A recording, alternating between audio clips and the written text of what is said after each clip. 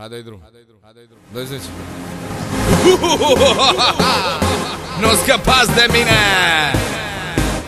Cine?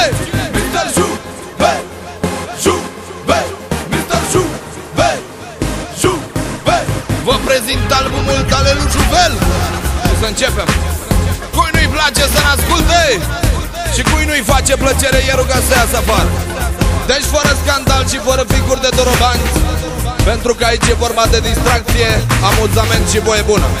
Aduc mulțumiri producătorului acestui album, Big Man Production, colegilor mei care m-au susținut și m-au ajutat: Denisa, Babi, Jean de la Craiova, Adi de la Vâlcea, Nick, Liviu Puștu, Cristi Dules, Narcisa, Alina Morgana și Liviu Guță.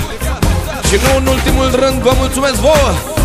Dacă n-ați fi voi, n-am existat.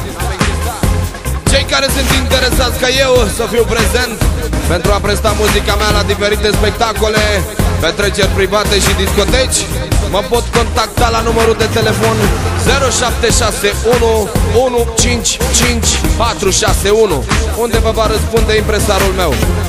Toate astea fiind spuse, vă doresc audiție plăcută și nu tot timpul faceți ce zic eu, doar ascultați ce zic eu, pentru că asta mi-e meseria, să vă fac vouă pe plac.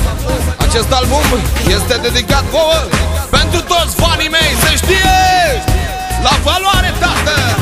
De 10 ani încoa mi-a plăcut muzica și-am cântat pentru voi, vă jur din toată inima. Și voi cânta în continuare până când muzica moare. Dacă moare muzica, am să mor și eu cu ea. Voi cânta pentru fetele și băieții mei, pentru că știu că vă place stilul Play AJ.